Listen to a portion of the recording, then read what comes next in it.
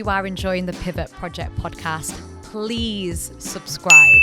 Please keep up to date with what we're doing. I really, really will appreciate it, and Kay will even appreciate it even more. On today's episode of the Pivot Project, we've got Jordan Stachini. Jordan is the founder of Co&Co Marketing Consultancy. She is bold, ballsy, and not afraid to speak her mind. She talks about how when she turned 30, she decided to transform her life, her job, and even though she had everything on paper working out for her, it wasn't what satisfied her. So she changed her career. She changed her relationship. She changed her life. Let's get into the episode. Jordan. Hi. Thank you so much for gracing your presence on the podcast today. You are welcome. Is this podcast going to go viral?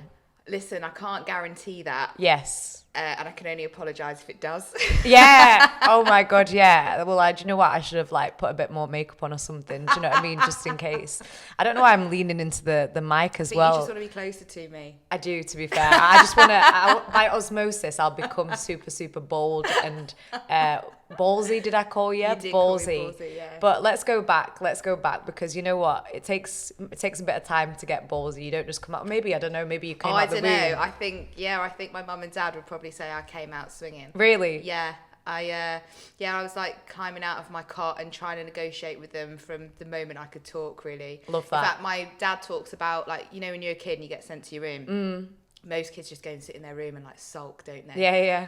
My dad had to hold on to the handle of the door so that I didn't come out, and I would swing, being like, "Let me out of here!" No way. And I'm like 2. That's so funny. Or I would climb out of my cart and I'd sit at the top of the stairs because I knew if I came down, I'd get sent back up. Mm-hmm. And then my mum or dad would walk past the bottom of the stairs and be like, "Did you put her in a cart?" "Yeah." Or she sat at the top of the stairs.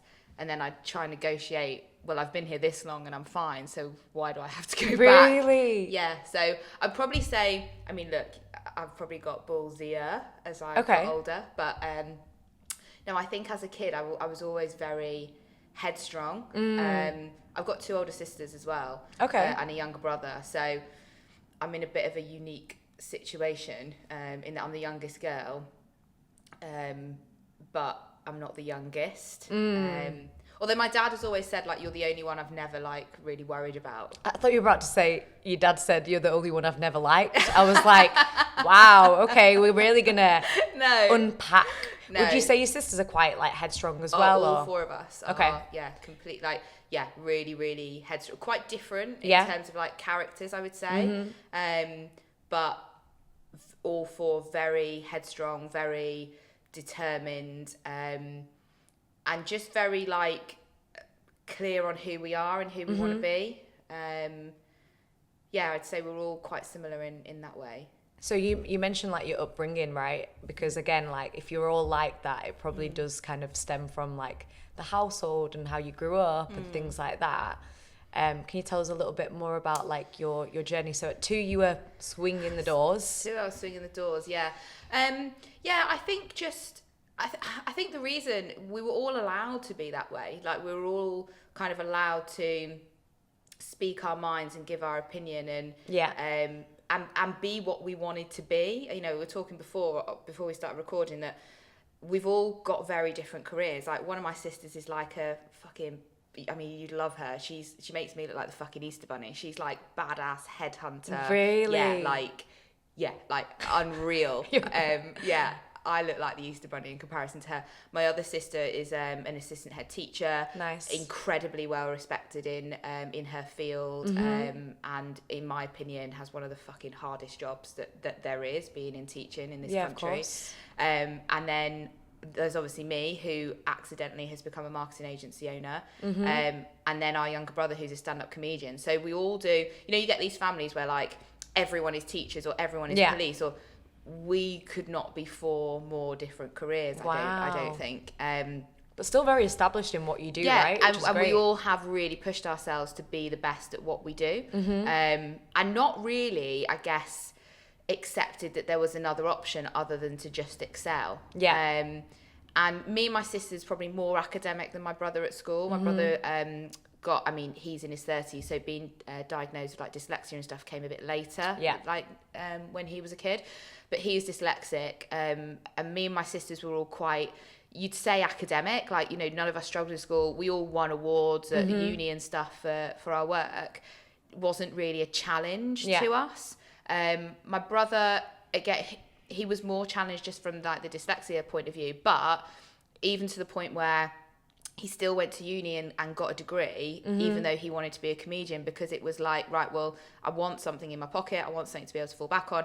And even though that was never his plan to go and do anything with his degree, he still excelled at it and did really well. So amazing. I think it's just in us to kind of work hard. But I do think that comes from, you know, my mum, I don't know how she did it. My mum was a real like career woman, working in London most of the time, really like, again, well respected in her field. She kind of paved the way in what we would now know as like customer experience. She was like at the forefront of that. Obviously didn't know at the time she was at the forefront of that, but now you look back and you go, fucking hell, like you really paved the way for people like me really to do, you know, what we do. So I had that example. And then my dad, he grew up very different to me. I was very lucky in the way that I grew up, whereas my dad grew up on a really kind of shit council estate in Manchester, pulled himself out at 15. Where he grew up, you either joined the army or you went to Strangeways. They were the two choices. He joined the army, and I've talked about this before in another pod, but can you imagine like being on a council estate in East Manchester, you've never left the country, and then the next day you're in fucking Kenya and there's like a giraffe rocking about? Like, how mad would that be?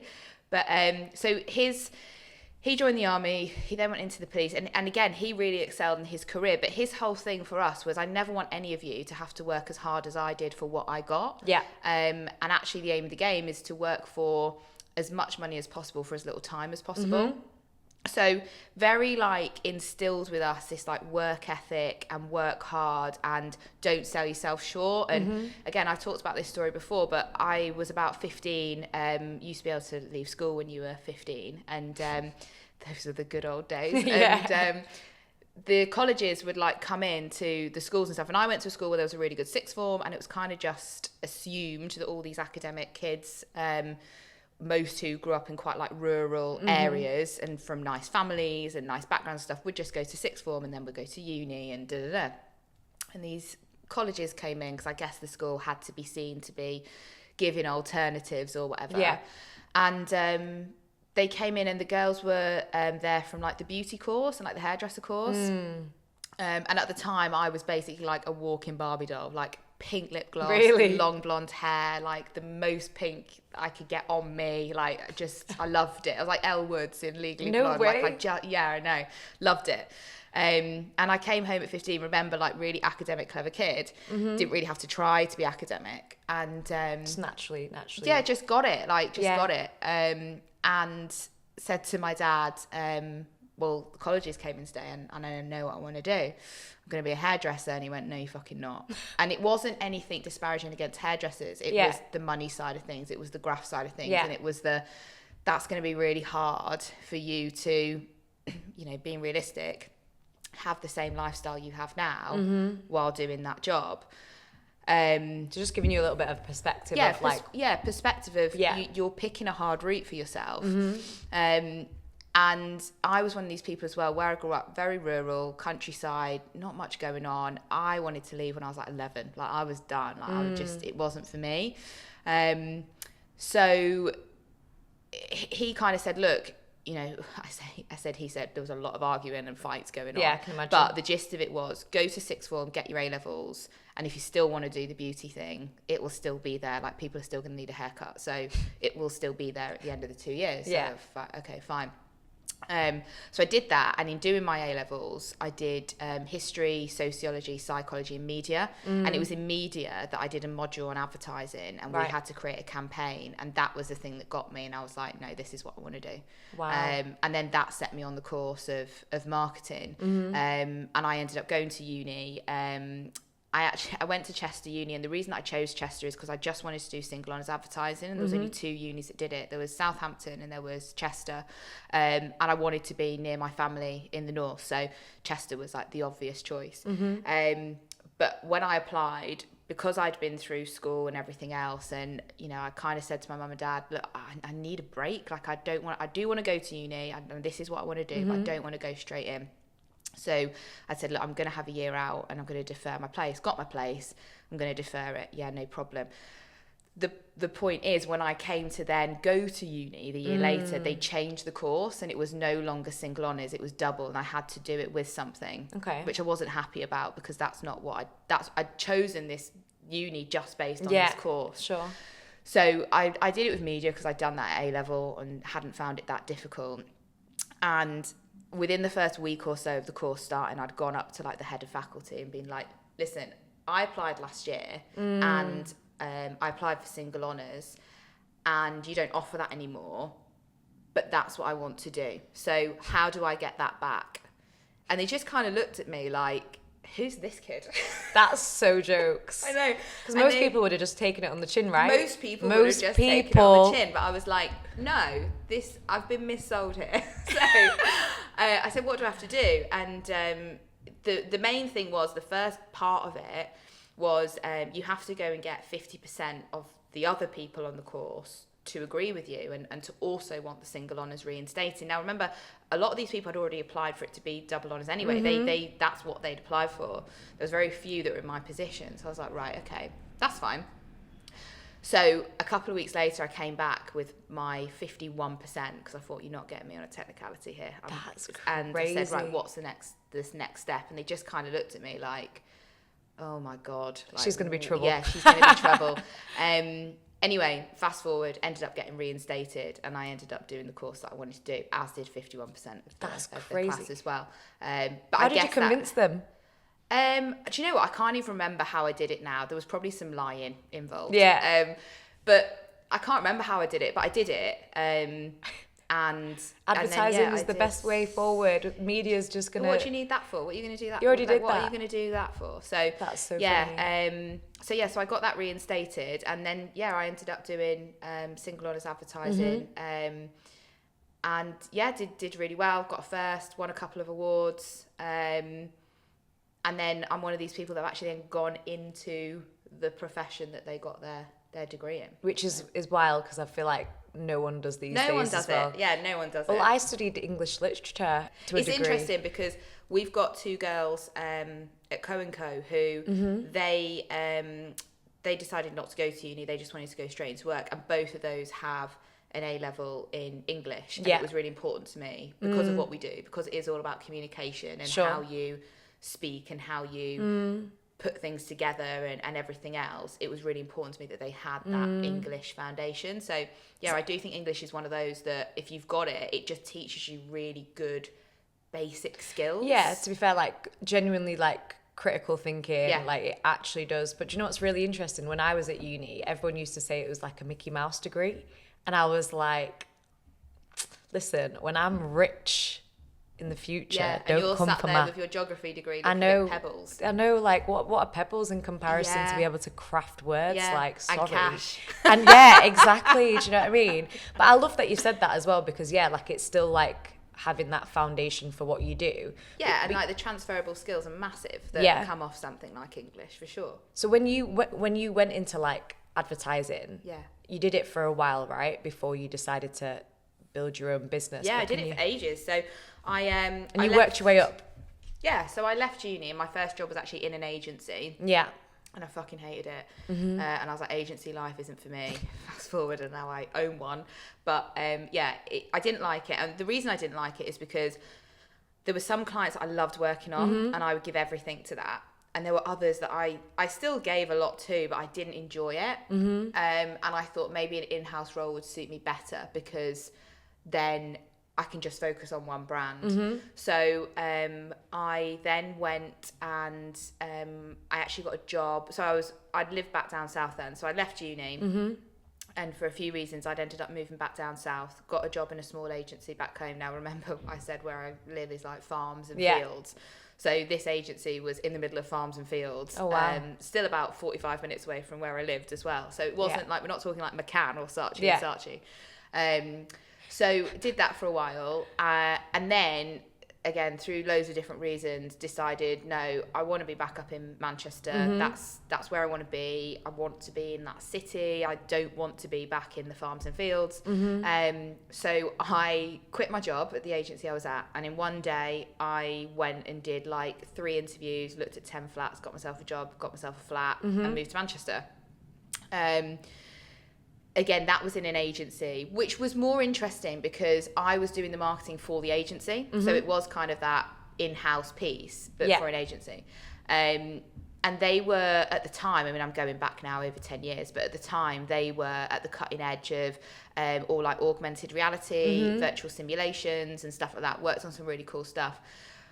But 3 months into that, I ended up going home for Easter weekend. And went out. Because you're the Easter bunny of the family. Because I'm the Easter bunny of the family and I've got deliveries to make. And I went out with one of my best friends, and I actually ended up having a really bad accident on the way home, got out of a taxi. It was really icy. Put my foot down. My foot went the opposite way to me. Taxi driver picked me back up. My foot went the other way. So my foot ended up being like this on my leg rather than being like this. It was like this. So ended up in hospital, had quite a big operation. Wheelchair, physio, had to learn to walk again on that foot. Had only been at that job 3 months, didn't know when I was coming back. Obviously that's not sustainable, so I ended up losing that job.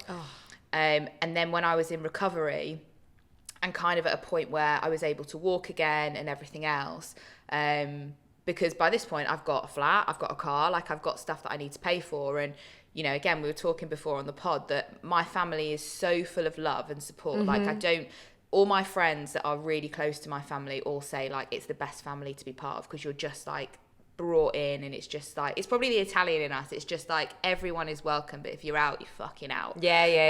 Ciao Bella. Ciao Bella. But it's a lot of like love, there's a lot of support, but there's also a lot of tough love as well.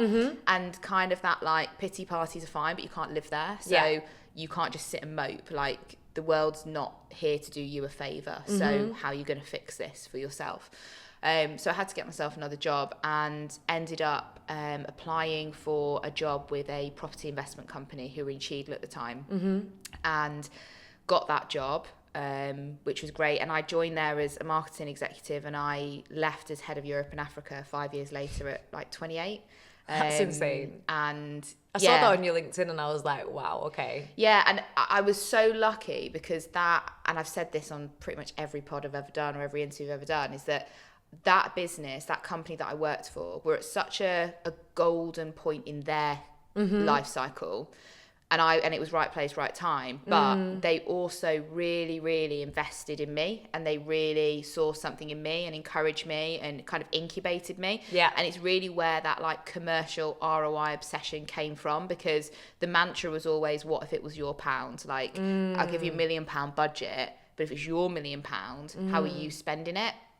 And that obviously makes you think differently because you're more tied to it. So that was fantastic. And that gave me the grounding to, you know, do things today that I wouldn't be able to do had I not worked there. So I will always be appreciative for that job. That was like a defining moment in my life, I think, working there.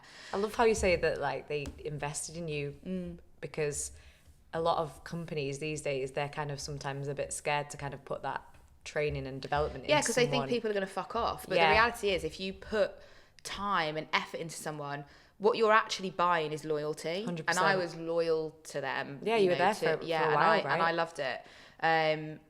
And yeah, as I say, there are things that I do now to this day that I would not be able to do had I not worked there. So that was a real like defining moment. I then left there and I went and worked in a global head of role. But that was kind of the point where I didn't know what I was going to do, but I just knew that I was never going to work for somebody else after that role. And I couldn't tell you, even now, where that came from. But I'd done the same thing for a long time. I'd built a great reputation. People knew me for, you know, a certain skill set. And God, I sound like Liam Neeson now, don't I? I had a special skill set. Well, what is your special skill set? It's making shitloads of money for businesses through really good ROI strategy. And being able to link that to then like creative execution. So yes, I can give you the best strategy in the world, but then actually how you bring that to life is really important as well. So and I think again, just this kind of like dogged, no, I'm gonna make this the best. So, you know, when I was working for that company, I saw them as my team and I was like, we are going to be the best at this. That kind of going back to like what you said about like excelling at everything. Like, even in business, even if it's not your company, you're like, we're going to excel, we're going to do this. Because I genuinely just don't see what the other option is. Like, why would you just want to be all right at something? Yeah. Like, I'm really bad at learning new skills, because if I'm not instantly good at it within like, you know, a week or a month, I'm out. Like, because there's other things I could go and be amazing at. Yeah. I have no desire to be the best at everything in the world, but if there is something I'm got a bit of a flair for, believe me when I say nobody is going to be better than me. 100%. But I'm like big on that anyway. Whenever I'm like coaching people, like sometimes people be like, oh yeah, I want to like pivot into this new area, and I'm like, but are you good at it? well, this is the thing. But the thing that you're actually good at, double down on it. Yeah. Like, do you know what I mean? Yeah. Like for me, I speak And for a go living. all in. Because I'm like, that's what I can do. That's my skill. Do you know what I mean? So double down on it. Yeah, and that's very much like kind of something that I've realised accidentally with Co&Co, and I think I did a post about this recently, is that there was a period of time where we weren't winning what I would call like lights on projects, like stuff that is just has to be done for the sake of being done. Yeah. And I couldn't really work out why. And then I looked at what we were winning, and it was all the projects where people wanted to be a bit disruptive or do something a bit different or step outside of the norm of what their sector or their industry was doing. Yeah.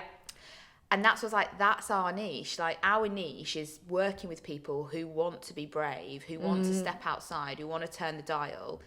That's where we excel, because that is okay, we are now committed. Because if you decide that you are going to be different to everyone else, I think what you're actually saying is, I'm going to be the best here, because why would you be different if the way it worked? Yeah. Do you know what I Like, mean? you don't You've need obviously identified that doesn't work, so we're going to be different. Therefore, you think you're going to be the best. So I think that's where that kind of sits within kind of the mindset of the business. But yeah, it was that company were amazing that I worked for, and as I say, then went and did a global role, and just thought this is going to be the last time that I do it. And I was in a position where, because I built such a reputation, I had people contacting me about, you know, Consultancy. Well, not even consultancy, like, come and work for us. Oh, like, right. You know, that kind of thing. And it was only through having a conversation with someone else where I said, you know, I don't really know what to do. I'm kind of bored already. It's been 6 months. I've got these other offers on the table. And he was like, well, what do they want you to do? And I was like, well, they just want strategy. They just want to know how to do what I've done elsewhere. So he was like, why don't you just do it for all of them and just consult for them all? And it hadn't ever crossed my mind that was an option before. So I kind of explored that and, you know, said to the people on the table, look, I don't want to come and work for you, but if I were to do it this way, would that work? There was one who was just like, yeah, if that's how it's got to work, that's fine. And that was enough for me to leave the job I was in and go and consult for them. Yeah. And, you know, one client becomes 2, becomes 3, becomes unmanageable, becomes a business. So, you know, when I talk about, it was never my intention for Co&Co to be what it is today, it wasn't. Like, it was meant to be me, kitchen table, someone probably call it fractional now, but it was me, kitchen table, consulting, and then matcha and yoga and then on the other matcha and days. yoga, yeah, but you know, just having a bit more ownership of my time. Yeah. And the job that I'd had before, especially because, you know, I was in Africa all the time to start with, and then with the other job, you know, I was in Dubai, and I once went to Singapore for 36 hours. Like, it took me longer to get there and back than I had on the ground. And then I got back, changed my bag, went to Manchester Airport, and flew somewhere else. So I had a really like unhealthy but exciting lifestyle for a long time, and I didn't want that anymore, you know. So yeah, that's kind of where Co&Co came about, and even at the beginning, I've been asked this question before, you know, when you started and it was just you still called it Co&Co. Yeah, because I'm in marketing and I want someone to think it's a proper outfit and a business. 100%. And do you know what I mean? So it's like when you say we. Yeah. I mean, the we was me for 2 years. Yeah. I do it all the time. I'm like, we, and it's funny because I'm like, my name and my coaching is my initials. So of course it's just me. Yeah. But I'm like, we. Absolutely. Why not? Why not? Absolutely. And where did the name come from then, Co&Co? So it stands for consultants and collaborators. So the idea being, we'll consult and we'll collaborate with people. So when I was doing a strategy for someone, if they needed PPC or SEO or a new website or whatever, I couldn't provide that. So I would collaborate with other people to bring that in. And I would basically manage that for the client. So that's what Co&Co stands for, consultants and collaborators. My dog is also called Coco, which people think... That's so the dog funny. came first, is what I will say, and it's just a coincidence that that there's an ampersand. A coincidence that it's in there. That's so funny. So that's where Co&Co came from, really. And as I say, it's just an idea that got out of hand. Yeah, I love that. And you do like 360 marketing, right? So we do 360 in terms of like strategy. Yeah. Like strategy, yes. We're not limited in what we can put in a strategy because weirdly we don't offer a lot in terms of what we can do. But that means we can be quite objective on what someone's strategy is. For example, if I had an office full of SEO people or PPC people or paid social or PR, the strategy that I do is automatically going to be more inclined to include those services because I've got people sat twiddling their thumbs, where actually if I have to bring people in, I can be really objective on what do you actually need. And then we're partnered with people that I've worked with for the last 10 years where we will bring them in, and for all intents and purposes they're an extension of us and we manage them and everything else. So we're 360 in that sense, but the three main areas of business is that hardcore strategy, which is kind of the lead that I take. How are you going to make the till ring, and how are you going to measure it? No BS approach. Yeah, absolutely. I saw that on the website. What are we doing this for? And then branding, so whether that be people, products, businesses, and then activation, so a lot of offline stuff, so a lot of customer immersion, brand collaborations, events, activations, all of this kind of like getting customers to be able to touch and feel you as a brand. So there are three kind of main areas that we cover. Amazing. And you mentioned, so how long have you've been running it for? 5 years. 5 years. 6 years next year. And it coincides with a certain age that you turned, right? Yes, it does. So we spoke about this briefly where did you say that you like threw a grenade on your life or something? Yeah, I did. I basically threw a massive fucking bomb into my life. Do you wanna divulge? Because that's the nice story, oh yeah, I worked in marketing. Yeah. But actually up until that point, my life was just kind of, I would say, going through the motions to a point. I was in a relationship, had a beautiful house, dog, great holidays, on the face of it, the social media feed of my life, if you'd looked at it at the time, you'd think, fucking hell, this girl's absolutely nailed it. Yeah, like smashing it. But I was fucking miserable. Like I was so unhappy with lots of things. One, as we talked about, being kind of the work side of things. One was myself. As I said, I'd had a really exciting career, but it was really unhealthy. I was 5 stone overweight. I was 14.5 stone. Okay. Which, for 5'3", pretty hard to fucking carry.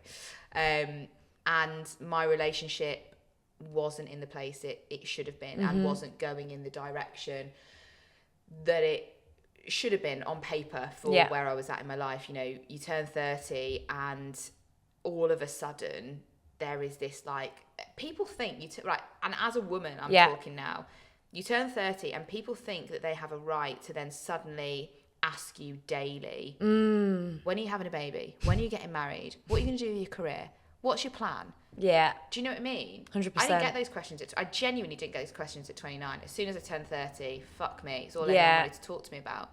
So that kind of played in my mind. And I'd always, kind of growing up, I'd always thought, well, I will be a mum. I'm just nowhere near ready. And that feeling kind of never left me. And it wasn't until I got closer to 30 and then turned 30 and then almost had this, what felt like a microscope on me and my fucking womb, was actually, it's not that I'm not ready. Like, I don't want to. Yeah. I don't want to. I've got 2 nieces who I absolutely adore and who I think are incredible, and I would literally kill for them. Like, if anyone were to hurt them, I'd fucking take them out, and I'd make it known it was me. Like, I wouldn't make it look like an accident. But I have no desire to be a mum at all. And that never came. And I felt a lot of guilt about that for a long time, because I always felt like, well, I'm in this situation where I've got this amazing partner who everyone loves, got a great house, got a great job. I'm in the situation that people dream of to then have a baby. And I didn't want it. And I felt awful about that for a really long time. And it took a really long time to actually be okay with it. The pressures of being a woman. and you've still got to be able to like do everything else, remember? Yeah, so like and make, don't like, drop the ball. How dare you drop the ball on anything? Do you know what I mean? Majorly, yeah. So I had these three kind of things that all seemed to happen at the same time. And the job was the first thing. So obviously I left the job I was in and I started Co&Co. And I was able to do that because of the relationship I was in. You know, he was very supportive, but also was in financially a situation where fucking hell, if it didn't work, it didn't work. Do you know what I mean? Yeah. So there was that. And I think I look back now and people have asked me, you know, what advice would you give to people like starting out in business and things like that? And forget all the business side of it. My answer is always to do with like the personal side of it. And there are two things. The first thing is make sure your relationship is solid because it's about to be fucking tested. Yeah. But also that other person, whether they realise it or not, they're also signing up for self-employed life, which they never asked for and probably don't understand. So it's a big thing for the other person to go through as well. So, you know, everyone was, would you do this? Would you do that? I'd fucking get my house in order is what I would do. And make sure it's solid. So that was the first thing. The second thing was me, like my body. I also started Co&Co a month to the day before the lockdown in the UK. So fucking great time to start a business. But with that came daily conversations on Teams calls, Zooms and everything. And I'm looking at myself every day being like, fuck me, is that what I actually look like? Like, I know I'm a bit on the bigger side, but Jesus, like this is not good. And do you think that was because of like like you said, you had a bit of like an unsustainable lifestyle, like I think it was a lot of things, traveling here, traveling there, eating, I don't know, like I can only imagine. I think it was a lot of things. I think it was the lifestyle of the job that I was doing. I think it was the relationship I was in that it was kind of, we were going through the motions. So, you know, it was takeaways, it was sharing bags of chocolate, it was just relationship life, you know. Do you know what? That is all at once. That's the whole thing, isn't it? Yeah, it happened over a period of time. When I met him, I looked fucking amazing, and then was fucked by the end of it. But yeah, so there was that. So I wanted to sort that out. Yeah. And I ended up literally giving my body over to a PT who I knew. It was a girl that I knew, and I'd worked with her in a different life, and I just said, look, I need you to sort this out. Like I don't feel good. And at that point, I just wanted to look different. I wanted to look at myself and not feel horrendous. But I was also absolutely delusional because I started a 6-week course with her, and I genuinely thought 14.5 stone me thought in 6 weeks I will be a size 8 supermodel and I will look amazing and I'll feel great and all my problems will be solved. And the reality was that's not how it works. So doing that 6-week thing and seeing the before and after pictures and not being a size 8, I was then like, right, this needs like a nuclear approach to it. And again, that kind of mindset of I'm going all in here. So I did, and I lost 5 stone in 18 months. Wow. With this PT, which is incredible, by the way. Like, obviously, it's and it's probably the better way to do it, isn't it? Like 100%. And the reason why I've now not gone back to 14.5 stone is because it was a whole lifestyle and mindset shift. It was, you know, you can't just do a few more steps and eat a few more salads to do that. It's everything. You have to learn about nutrition. You have to learn about, there are no cheats, you know, there are no hacks to do it. It's fucking hard work and you just have to do it. So I did that, and it was kind of coming to the end of that period of time where I'd sorted the job, Co&Co was doing good. I had sorted my body, I was feeling really good, and my mental health, I can't tell you what had happened to my head. It's like I started thinking differently. I was just able to deal with hard things better because I had the mental capacity to do it and the resilience to do it. And the last thing was this relationship. And ultimately, you know, I was in a position where I came home one morning from the gym. I train at 7 on a Saturday, even to this day, with my PT. And I'd gone into the gym in the morning and I had broken down with her and just said, I think it's over and I don't know what to do. So we had a really good session, a lot of tears, but, you know, worked through it. And I went home and just said, I think this is done, and I don't think I can give you the life that you want to have. I don't want to have a baby. I'm not sure if I want to get married. But where I want my life to go, doesn't align with where you want it to go. And it was really hard because we've been together 7 years. Apart from being married, we were married, you know. Oh, right, okay. We weren't married as in we were married. I mean, like, we had everything a married couple does. We had a house, we had a dog, our families were completely intertwined. We had a whole life planned. And people don't realise how much, I don't know if the word's collateral, but like... It is, you're the right. Actual... The impact on other people is huge. Yeah. Because you're breaking up two families, and it wasn't lost on me, the collateral damage that was going to come from me making that decision. But it isn't something that just happened overnight. It was a couple of years in the making, and we'd had conversations up to that point about, you know, this isn't quite right, or I don't feel that this is right, or why aren't we this way, and we tried to work through things. And I think now, you know, and we've since talked about it, and I just want to say he is one of the best people I know. Like, he's absolutely wonderful as a person. And there's a lot of people who, when I made that decision, were like, "Are you mad? Like, you're never going to find anyone like him again." You know, he's wonderful. He's this, he's that, and the other. He is, but he's also not my person. Like, he's not. For whatever reason, he's just not, and you can't force that bit, like that chemistry bit. You can't force. So it wasn't lost on me, the impact that would have, and I think it took a long time for, I would say, especially people on his side, to forgive me for that decision. But yeah, it was a tough decision to make, but ultimately, he now, you know, he's engaged now and is very happy by all accounts, and I'm over the moon for him. I've now, you know, got a new partner, and we're really happy. So everything has worked out at the end, but it wasn't easy for a really long time. Even though it was my decision. No, of course. You make that decision, it still happened to you. It's your whole life. Your whole life is literally just like, I guess, sorry, like me describing it like I was there, but like, I can only imagine your whole life is pulled from beneath you. Yeah, like, you're the one who's pulled the rug. Yeah, and I think that is a lot of pressure. It's a lot of pressure. And I can remember having a lot of conversations with people about it. And, you know, people going, "You've been together 7 years, it's a really long time." And I was like, yeah, do you know what? It is, but the rest of my life is so much longer. And if you stay with someone through an obligation of time, that's not the right way to be. It's really not. And, you know, I think one of the things for me is my mum and dad, who I talked about before, they're no longer together. They got divorced when I was in my early 20s. But the reality is they should have got divorced 10 years before that. And they stayed together through obligation. They stayed together because they had 4 children, the youngest of which was still going through school.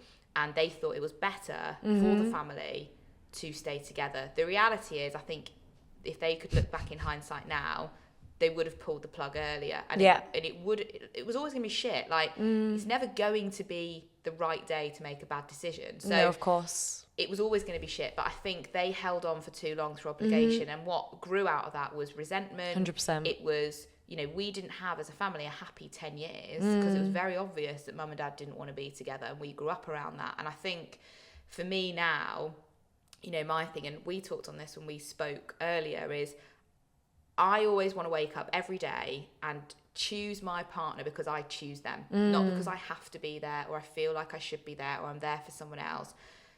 Don't get me wrong, there are days where you're just like, oh, there's a good chance today might be the day that I kill you. But I think it's my partner feeling that about me.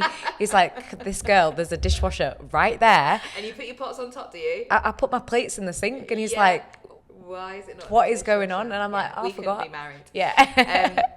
So yeah, I always want that, and I think, you know, whatever the reason is, a therapist would probably say it came from my childhood or whatever, but I think you always need to be in a position where, on those days when it's really hard, your decision is, do I want to be here or not? Do I have to be here?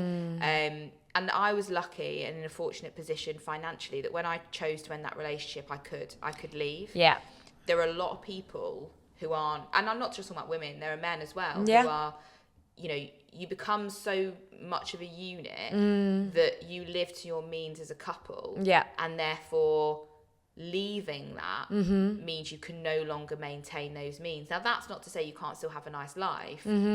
Just might be your house is a bit smaller, or you go on 3 holidays rather than 4 a year. Whatever it is, you know, and I get it's more extreme for other people, but I just genuinely believe, like, you're not a fucking tree and you can move, and like, you're not stuck. And not everyone's situation is the same, and I completely appreciate that. 100%. Had we had children, had we been married, it would have been more difficult, but it still would have been possible. Yeah. And I think that's the thing. And I've spoke to you before. I have 2 young girls that work for us at Co&Co, and you know, one of them is in a relationship with a great lad, by the way. I think he's amazing. Like, I think he's you don't get many good young lads anymore. Do you know what I mean? And he's a really good lad. And she was talking to me one day, and I can't even remember how it came up, but we were having this conversation. I'm very open about this stuff. Like, I'm quite happy to talk to anyone about it. But she was talking to me about it, and I just said, look, no matter what happens in your relationship with this guy, if it's another guy, anybody, always be in a position that if you want to get out, you can. And that's not to say can as in maintain the same life, but you can leave and you can go and have a life for yourself. Because on those days when it's really fucking hard, and those days will come, you need to be able to decide, am I here because I want to be here? Or am I here because I have to be here? And if you have to be here, you need to get yourself in a situation where that's not the case. Sure. And then look back and go, do I want to be here? And if the answer is yes, then you go another day. But you ask yourself that every day if you have to. Every minute if you have to. Yeah. But it should always be your choice to be there, not an obligation or a you have to. I think that's super empowering, by the way, because I do think that, like, the women that came before us, unfortunately, a lot of women do stay because of that, because maybe I don't even think it's before us. I know women who are in relationships now who are my age who can't leave because they're essentially like, or their mums, and therefore they feel obligated to stay for their children, when my lived experience is I've been that kid. 100%. And trust me, it will be shit, but you will have a happier kid if you do what's right. I love what you said about, yes, you know, I'm kind of ending it now, but I've still got like the whole of my life ahead of me. And I think, especially as women, so it's only like 32 at that point. Yeah, 31, but 32. Even that, like, you know, I've got this thing about turning 30. I've got this like, oh my God, like, I need to have my shit together by 30. But I do think that is because of the narrative that has been, you know, put on me, that like, and you know, my mum had me when she was 32. And for some reason in my head, I'm like, yeah. And I'm kind of, because I know I'm not ready to have a child right now. But in my head, I'm like, yeah, I think, you know, when I'm 32, I think when, you know, my mum had me when I was 32. Yeah. So, and I'm kind of like playing it like that. But at the end of the day, like, you have to look around. If you're not where you need to be, don't feel, again, obligated, this 100%. Obligation piece. And what I would say is, I'm 35 now, I'm 36 in a few months. My mum, by the time she was 35, had 4 children. Yeah. An amazing career. And again, on paper, especially for that generation, like, she wouldn't talking about now, she wouldn't even have seen to be smashing it. She would have been seen to be a bad mum, because she was at work every day. You know, her kids were going to after school clubs, or, you know, whatever it was. But, you know, back then, that wasn't what you did. You stopped working and you had kids. So again, she was a bit of a trailblazer in that sense. But by 35, that was her life. Yeah. I'm 35. My life could not be more different to that. What I would say is my 30s have been unreal, like the best decade of my life. And I think, and I'm not the only person to say this, I think you could speak to anybody my age or anyone, you know, 32 up. When you turn 30, there is something that happens inside you where you just stop giving a fuck. You do. And I gave very little fucks before, but you get to 30 and something just goes, you know, I'm not going to do that anymore because that person thinks I should. Or actually, do I want to do this? Yeah, or I'm definitely getting to that. Thing for me, like, and I cannot tell you how empowering that feeling is. And all of that happened at the same time. And, you know, I had that feeling going through me, and then change these probably the 3 biggest things you can in your life. Yeah. Yourself, your job, and your partner. And I'm now sat here 35.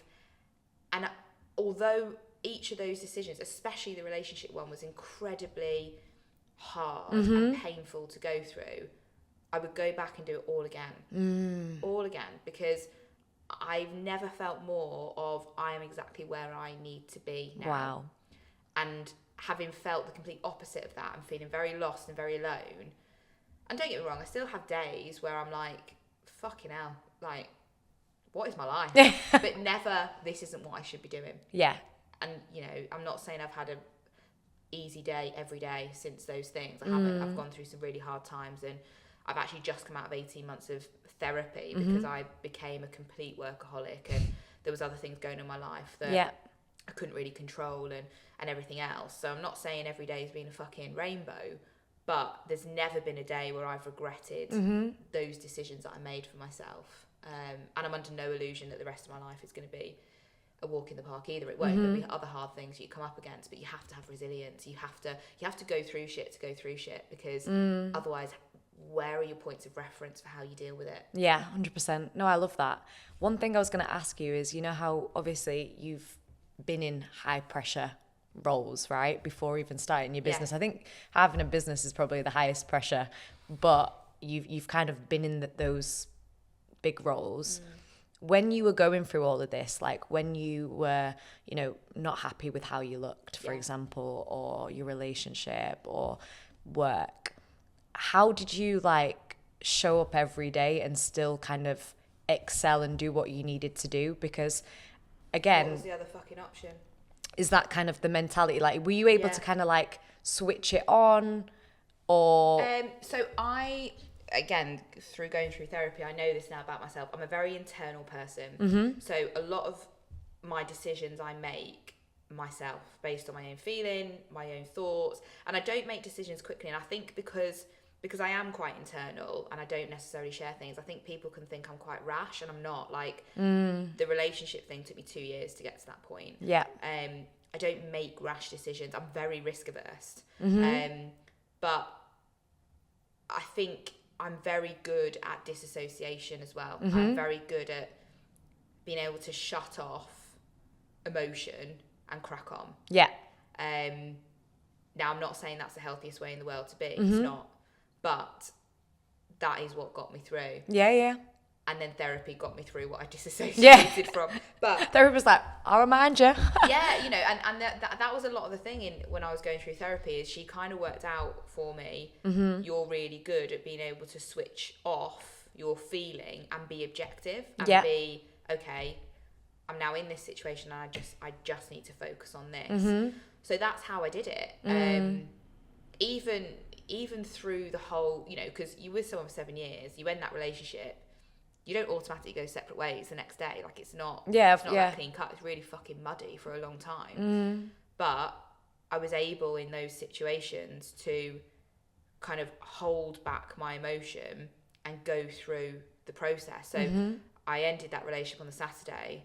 On the Monday, I had the house valued. On Tuesday, it was on the market. By Friday, it sold. On Monday, I bought a new house. Because what was the other option?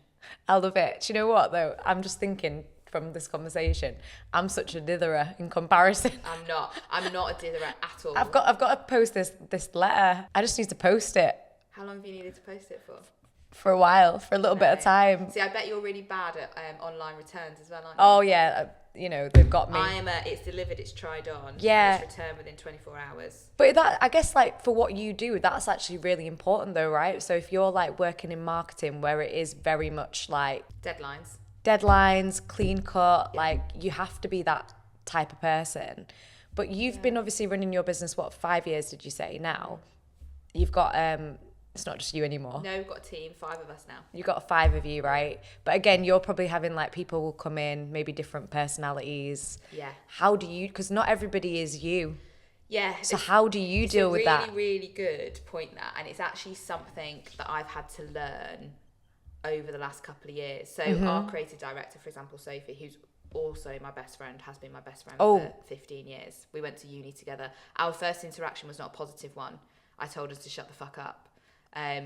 We are complete opposites. Yeah. She's the creative director for a start, so she's all about, you know, feeling and the actual creativity of it and what are the possibilities. And I'm like, how long is it going to take? How much is it going to cost? What is the return going to be? We're complete opposites, but that's why it works so well, because I handle the business side of it and she just does her thing and creates the most incredible stuff that I couldn't think of in 20 years, let alone 20 minutes like she does. But I also work at a pace that I know is different to everybody else. And that's not just professionally. I just operate at a different pace. My partner goes nuts. He's like, where's the fire? Why do we have to do it right now? And he's very different to me. He's very chilled. He's very laid back. He's great for me in that way because like the yin to your yang. Someone like me doesn't work. It's tried and tested and it doesn't work because we're both, you know, if we're both like me, you can't both be 100 miles an hour. You can't both be hotheads. You can't both be, you know, that way. So he's very good for me in that sense. He's very calming. I've never felt calmer around another person than with him. And you need that, don't you? I guess 100%, on a personal level, if 100%. you're dealing with high stakes situations and a lot of money. Yeah. It's a lot. It's a lot, yeah. So learning that everyone is not like me is difficult, and being patient with that is hard. But it is something that I've learned over the last couple of years. And Sophie will say to me all the time, she's like, I can't work at that pace. I can't. It's not realistic. And I don't expect that of other people. And I've also got better at, you know, a client might say, we need these amends doing or whatever. And I'll just do them and send them off.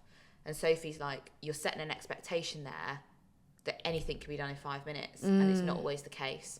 So, you know, understanding when someone needs something for and then giving it to them by that point rather than in the quickest time frame is not always the right thing to do to manage expectations.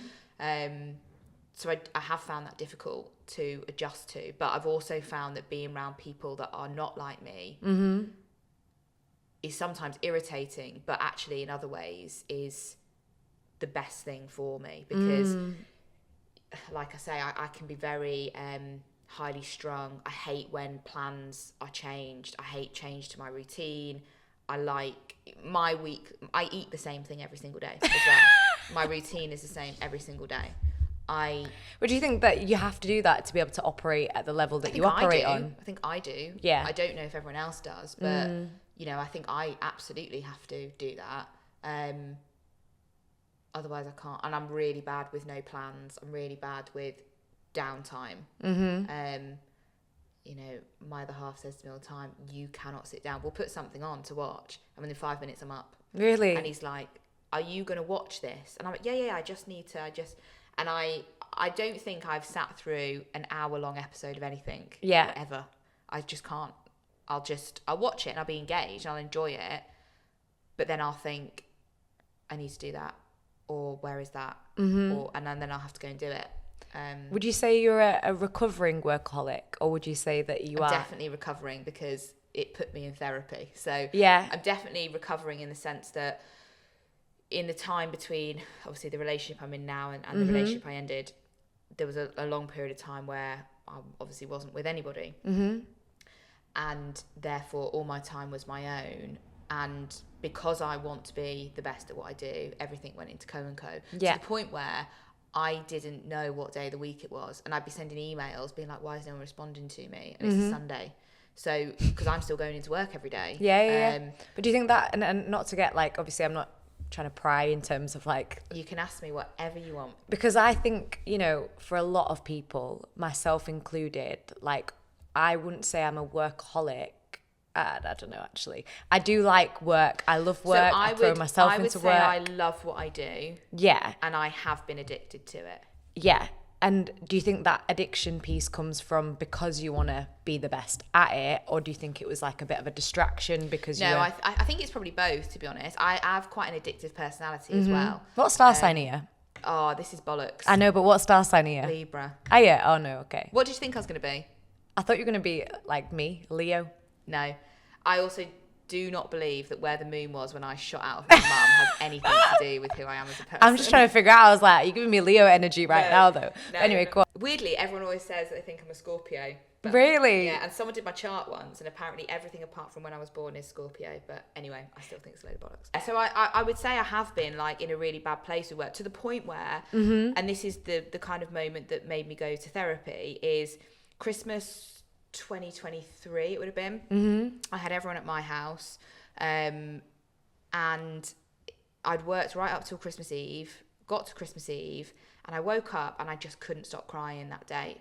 And I nearly called everybody, which would have been about 12 people, and said, you can't come, I'm cancelling it, because I cannot do it. Like, and I don't know why, I just can't. Anyway, I didn't do that. Everyone arrived. Christmas Eve was horrendous. It was really pouring it down with rain, and I just took all the dogs out. And Mum was like, "Why are you taking the dogs out? It's raining." I was like, "I just need to get out. Like, it's a lot for me." So I took the dogs out. Poor dogs, pouring down with rain. Christmas Eve, thinking, "Fucking hell." I've got a dog who hates rain as well. I'm like pulling her along. So yeah, and then Christmas Day came, and when I say I was a mute, I didn't speak. I couldn't speak. I couldn't speak without crying. And you know that scene in Love Actually where she goes off and cries and then comes back? That was my Christmas Day. And I just couldn't really tell you much about it. It just I felt outside of myself. It kind of passed me by. Everyone left really early on Boxing Day because everyone had a horrendous Christmas Day. I felt awful because everyone had a really awful Christmas Day. And weirdly, about a week before that, I'd been in the gym with my PT, who is so like in tune with me. And she'd said she could see I was not in a good place, really distracted and stuff. And she said, you know, have you ever thought about going to talk to somebody? And they have a therapist at the gym. It's talking therapy. Oh, go on, that's right. Yeah, and you know, I see that gym as a very safe space. I've had some really big conversations in there, made a lot of decisions in there. So, you know, that was good, but I was really dismissive of it and very much like, how fucking dare you? Yeah. Like, I can sort anything out. So I'm going to crack on because that's all I've done. Literally that. I'm going to crack on. And then it got to the 27th of December, which was probably a week since that conversation. And I sent this woman an email who worked at the gym, who's the therapist, and just said, look, I think I just need to have a chat with somebody. I don't know why I'm feeling the way I'm feeling, and I need some help. And that for me was massive, because it's not that I'd ever really seen therapy as a weakness. I just didn't think I needed it. I didn't think people like me had it. I feel like a lot of people who end up having it at kind of your age, if that makes sense. So for me, I probably had therapy for like at the age of 15. Do you know what I mean? I've done therapy so many times. I love it. I love therapy. I love having a chat. But like for someone who, again, they've gone through not necessarily all your life, but your 20s, for example, and you haven't had therapy. Yeah. And working out on your own as well. Do you know what I mean? And also, you know, you're younger than me, and I think it's great that people your age are like, yeah, I'd go and see a therapist. Like, I think that is fucking brilliant, because I think when I was growing up, and especially like 20s and stuff, it just like nutters went to therapy. Yeah. Well, you just get on with it, don't you? Just crack on. Just crack on. So I went and had a conversation with her, and the first thing I said was just, you know, this isn't for me. Like, this might be the only conversation we have. And her response was, don't worry, therapy's not for me either. I hate it. And I was like, and they say therapists are a bit like puppies, like they should choose you. Like, be like a bond. And that was it from day one. That's so funny. We were kind of bonded. And we did, 18 months, and we just had our breakup session about a month ago, where I think I was going every week, and they were really hard, some of the sessions, and we unpacked quite a lot of stuff. And then we got to the point where the last one, I'd not seen her for about 8 weeks, and I went in and I was like, I haven't really got anything to talk to you about. And we just had like a nice chat and kind of reflected on stuff. And at the end of it, she said, well, just given it's been 8 weeks and you haven't really got anything to talk to me about, where do you want to go? And I said, I knew you were going to break up with me today. I just could feel it. I could feel it was coming. But, you know, I also, while I think therapy is great, and I will always have that in the back of my mind as something I can lean on, there is part of me, whether it's right or wrong, that thinks, I also just want to see if I can cope now with things, having learned the things that she's taught me. Yeah. Coming, you know, being at peace with a lot of things. And also in that period of time, I had that conversation with my ex where a lot of stuff was put to bed that I think I was waiting for forgiveness for a lot of stuff there. Yeah. And I got it. Like closure. Closure, yeah. And I think, you know, as I say, well, I've never, ever regretted that decision. And I never regretted for it from the minute it left my lips. I made such an impact on that other person's life that they didn't want. And that really weighed heavy on me for quite a while. And I can remember talking to her in one session about these 3 people. And it came very clear to her that I was talking about me, and I was talking about, you know, the person that started Co&Co, and I see her as like this cheeky kid almost, that if I sat down with her, you know, she'd be giggling and I'd be like, look what I've got to fucking do now because you had an idea. Do you know what I mean? And then the girl who went and lost 5 stone, I've got so much admiration for her, and just see her as this like amazing person with so much discipline and focus, because I don't think I could do that again. And I think, how did she do it? And then the third person was me in a relationship, and that was the only person when I spoke to her that I cried about, because I felt like I hadn't sorted things out for her. And then through, you know, unpacking that, and as I say, kind of having a conversation with him, which came about really weirdly and organically. I'd done another podcast where I'd been quite open about that relationship, and I just said to him, you know, I just want to give you a heads up that there's this podcast, and I don't talk about you by name, obviously, but I do talk about you. You come off quite well, but I do talk about it, and I just don't want anyone else to hear it and then flag it to you. And it's a very mature thing to do, by the way. But I've got so much respect for him. Like, we didn't end through anything bad. No, we 100%. Didn't love each other anymore, and we weren't in the right place. So I felt that it was the right thing to do to let him know. So I did, and we then ended up having I actually sent him the link, and off the back of him listening to it, you know, there were things that he said, I didn't know those things, and I'm really sorry you felt that way for such a long time. And I there are so many things that I just didn't know that I now know, having listened to that, because when you're in it at the time, you can't have those conversations because the emotion is so high, like for both of you. And off the back of that, we had a really good conversation. We put a lot of stuff to bed, and you know, I think I got I did get the forgiveness and the closure that I needed. And as I say, he's engaged now, very happy, and I wish nothing but the best for him and his family. Oh, do you know what? That is like fucking hell, getting my tears out. I didn't think I'd get my tears out for this episode. I thought I'd be like, no, that is really, that's massive. That is massive, and I guess that's growth. And I want to like ask, because things like, and again, not to kind of hone in on just therapy, right? Just some of these realizations or some of these like closure moments. How does that make you show up now within your business? So you had a period where you were like working your ass off. And this is the thing, I bet you still work your ass off. I bet you still do, because you're probably so passionate about it. But what's changed? Like, let's focus not on these versions. Big ups to these versions. The girl who lost weight, the girl who created a business. But this version of you now, like, where you at?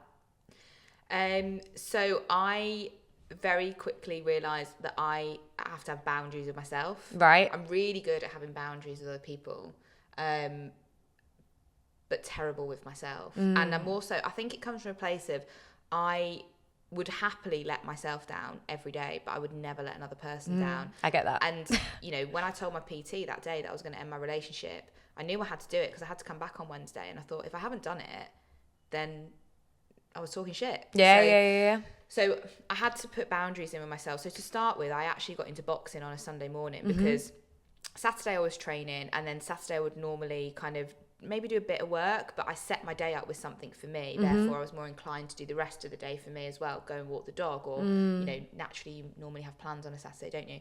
But then Sunday would come and I would almost earmark Sunday for work. So I started doing fitness in the morning on a Sunday, and then that kind of set the day up for me again. The other thing was, you know, to get into the new relationship that I'm now in, I had to make space for that. So it wasn't a case of, okay, well, I'm just going to now have loads of free time and then I'm going to go and meet someone. I had to create the free time and use it myself, make it for me. You know, what do I want to do with my day? What do I want to do with my Sunday afternoon? What do I want to do my Saturday? And used it for myself and did things for myself that I enjoyed, that I liked, spending time with my family, just reprioritizing time. I got to a point where I was choosing how to spend time based on what's going to make money. Is it sitting with my family for an afternoon, or is it going into the office? That's not me. Like, I'm so family orientated that to be prioritizing time over what makes money. So is it going back to like your values of like what you actually value type thing? Yeah. And I love, by the way, I love this because I'll be really honest with you, I struggle with prioritization. Don't know if it's an ADHD thing or if I'm just shit at and I like at like 10 o'clock, 11 o'clock, I like scroll on LinkedIn for fun. Like I find it fun. I'm like, oh, do you know what I mean? And I've had to my partner's had conversations with me where he's like, you need to just, you know, rest or go to the gym or do things for you. And and I'm like, I'm still trying to work that out. So how did you, how did you do it? Don't beat yourself up about that because there is no such thing as a work-life balance. Yeah, I believe that 100%. There's a Chris Mann who is a friend of mine who I've been on his podcast before. He talked about this blend, and I think that's a really good way of talking about it. The best way I've seen it described is as a rickety stool. Yeah. And if you sit on a rickety stool, you constantly have to shift your weight to be comfortable. And it's the same with work-life balance. You're always going to have to lean one way more than the other to be comfortable. So it's giving yourself grace when there are times where you're chaotic or you have got to give a bit more to work or whatever. Give yourself grace for those times because those times will come and you can't beat yourself. That doesn't mean you're bad or failing, but you also then have to really celebrate the times where you're showing up for yourself and you're showing up for other people and you're spending your time in the way that you should be. So now, you know, I very rarely work at a weekend. I do Monday to Friday like no other fucker. Like, literally, I'm up at 5, in the gym, working out, whatever it is that day. Then I do a full day. Then I come home and then that's my time. What time do you finish? Work? Yeah. Normally about 5, 6 I'll stop working. Okay. Yeah. But you just go ham when you do it? Yeah, so I aim to be on my way home by 4:30. But I will carry on doing things for, you know, tying up loose ends and stuff. A few LinkedIn posts here or there. Yeah, like, you know, just like the admin-y bits that need doing, so they don't, mainly so it just doesn't kind of cluster my morning the next day. Weekends are my time. From 5 p.m. on a Friday to midnight on a Sunday, that's my time with how I want to spend it. Wow. But I have routine, I have discipline. I think people think, you know, that I sometimes might have a really exciting and glamorous life. The reality is very different. You know, my week is the same every single week, and I need that structure routine to feel in control. Yeah. And do you think that's because maybe in the past when you were like in Africa and Dubai, like you didn't have that, like it was, or did you still have routine back then? Yeah, I've always been like that. I've always been really regimented, I would say. I think it's just part of my character. Yeah. I like that way of being. I like knowing plans. I like knowing what we're doing. Me and my partner were laughing the other day because we're talking about going away over Christmas. So we don't have kids. So, you know, all we've got to worry about is where a dog's going to go. And we were talking about a few different places, and he said, oh, you know, what about New York? Well, within half an hour, the hotels are booked, like everything's booked. Because I'm like, well, okay, if we're doing it, then we're doing it. Well, New York at Christmas is going to be amazing. I've done it before, and it is fucking unreal. Like, unreal. I just want to go to the Plaza Hotel and like just skid along the floor, basically. Home Alone, I'm like, where's the suites? I'm like, give me the suites, but I'm not booking here because it's well expensive. Yeah, exactly. So I'll just be like, can I just have a few suites, please? Yeah, exactly. The Plaza also give dogs robes, like dressing gowns. Have you been there? Have you stayed there? No, I've not stayed there. I was like, do you know what? No. I need to get a career in marketing real quick. That's really cool. So I'm just that person that if we say we're doing something, then it's happening and we're doing it, because why would you say it otherwise? What's the I love this, by the way, and I love the fact that you're setting boundaries and you're like, but when you're working, you're still doing what you need to do. Yeah. I want to say like what's next for Co&Co, but then like if it just does what it does and it, you know, I'm sure you want to grow, etc. But like what's next for you? Yeah, so it's a good question, because again, I've never kind of intended to have it. So it's only recently I've started thinking, I guess I've got to have a plan for it. I mean, my plan ultimately is to build it and sell it. You know, I was talking to someone the other day and they're like, you know, wouldn't you just like love to leave it to someone? I'm like, why? So they can benefit from all my fucking hard work. Absolutely not. I'm going to sell it and I'm going to have a really nice life. So that's the plan. So I guess now I've got to build it in such a way that works. I think the other thing that I've realised in the last year is I don't want it to be massive. Like the maximum of 10 people. I don't want more than that. I have no desire for this to be Stachini or whatever. I think our strength a lot of the time comes from our smallness. Yeah.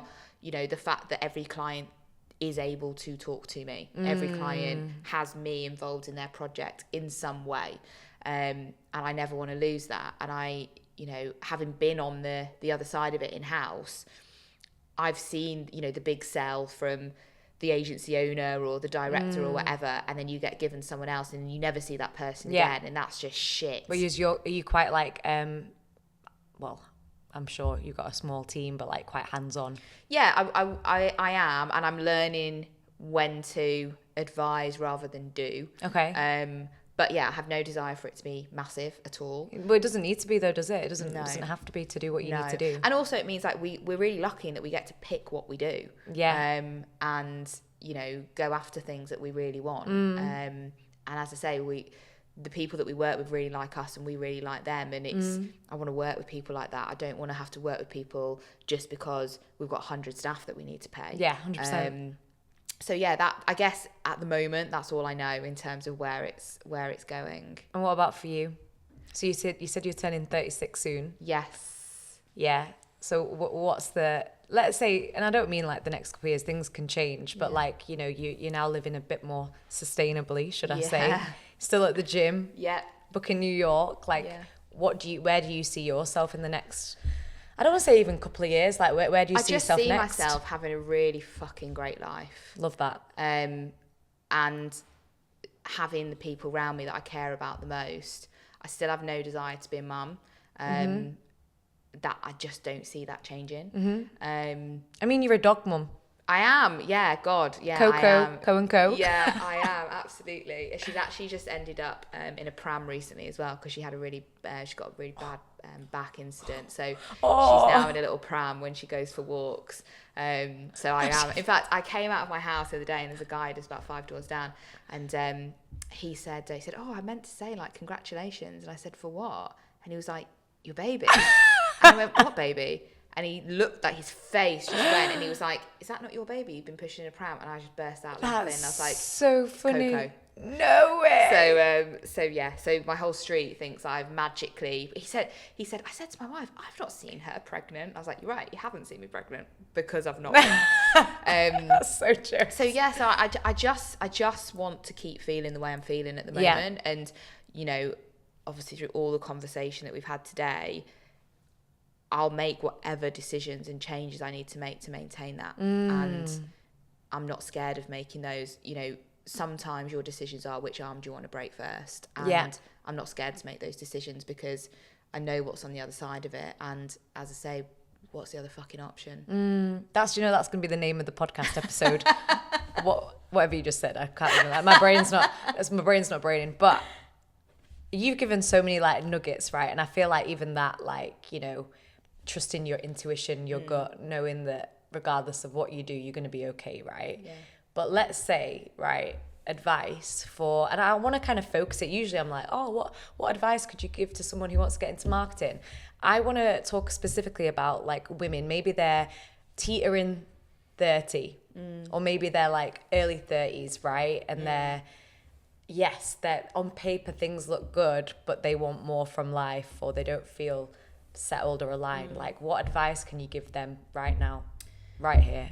So I would give them the advice that my mum gave me. Okay. And that is, work out what it is you're not happy with. And if it's more than one thing, fix one thing. Okay. So if you've got 3 in front of you, pick one and fix that.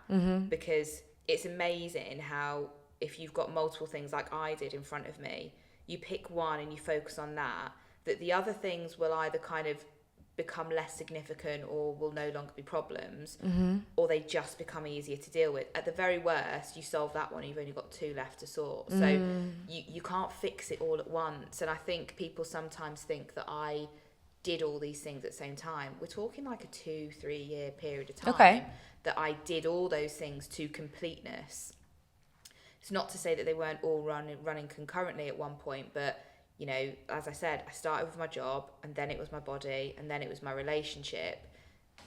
and 3 years later it'd all come out in the wash. And so nothing happens quickly, but just pick one thing and fix that, and it's so much easier to deal with in that way. But it also takes a lot of soul searching to work out what those things are. It's like I was saying to you before about the whole baby thing. I felt a lot of guilt for a really long time that I didn't feel that way, and almost felt like there's something wrong with me. Like, what's this thing that's not firing in me? Like, oh my God, I meant to have a maternal bone, and like all of that. Like, yeah, that you know, feeling. I've got friends now who are just starting. I say just starting. They've talked about this clock and this feeling inside them, and again, I'm just like, I've never had that. I've never had this, like, okay, time's running out. Yeah. And I actually had a conversation with a friend last week who, she's a bit younger than me, but she's kind of at that point of wrestling with, she doesn't want a baby, but she's wrestling with being okay with that. Yeah. And that is really difficult to come to terms with, because you're wrestling with yourself, aren't you? And like, yes, there are expectations around you ultimately, but the people that really love you are only going to want the best things for you. Sure. If that has a baby in it, then great. If it doesn't, it doesn't. And, you know, my family have always been incredibly supportive of that. And I have to say, it was never my family where that pressure was coming from. And again, I think that goes back to what we said at the very start of the pod, that we were always allowed to be what we wanted to be. And not wanting to be a mum has never been an issue for anyone in my family. They just want me to be happy and live the life that I want to live, and have been incredibly supportive. And I don't think I could have done this last 5 years without the family that I've got. Big ups to your family, you know. Big ups to your family. I was going to say, I don't know anything else besides Ciao Bella. So I'll stick to that. No, Jordan, that, like, yeah, I've got no words. I feel blown away. And one thing I really like about you, like I said, even when we spoke on the phone, was just that no BS approach, that honesty, because you need that in business anyway, don't you? Like when these clients are like, you know, I got all this money, like, you need someone, they don't want someone to just mess them around. I know this, my partner's got a brand himself, do you know what I mean? And he spends a lot of money on these things, and I'm just like, make sure they know what they're doing. Yeah. Make sure they know what they're doing. But yeah, like you said, just in life, just being honest and being real. Yeah. With everyone, but with yourself. With yourself. Yeah, because you are only ever answerable to yourself in the future. And I want to be able to, you know, sit down with myself, me 10 years ago, me 5 years ago, and go, yeah, do you know what? You made the best decisions there with the information that you had, and I'm all right. Like, you know, the decisions you made worked out for me. Amazing. Oh, I feel inspired. I'm like, I'm going to be thinking about this all day now. I'll be like, I need to have more discipline. I need to send this letter off, and then and get the letter posted. If you do nothing else today, I need post to. The letter. It's like a letter for like access to work to get my refund as well. I know I need to do it. We do this thing. Oh God. At the end of the podcast, we hold hands. Oh. Are you okay with holding hands? I am. I mean, I'm a very non-touchy person. That's all right. You can hold my hands. Thank you. I'm like, and what we do at the same time, I'll count us down. Is this a wind up? Or No, we actually do this for every episode. Okay. We've done it from the first episode. Basically, we'll say at the same time, here's to pivoting more in 2025. Okay. Right, wait, let's count us down. 3, 2, 1. Here's to pivoting more in 2025. Yay! If you've enjoyed today's episode and you want to pivot, maybe you're working a 9 to 5 and you want to pivot into freelance life or pursue creative endeavors, then do not hesitate. Go on my website, www.dkcoaching.co.uk, and book in a free discovery call where I can sit down with you and figure out your next steps.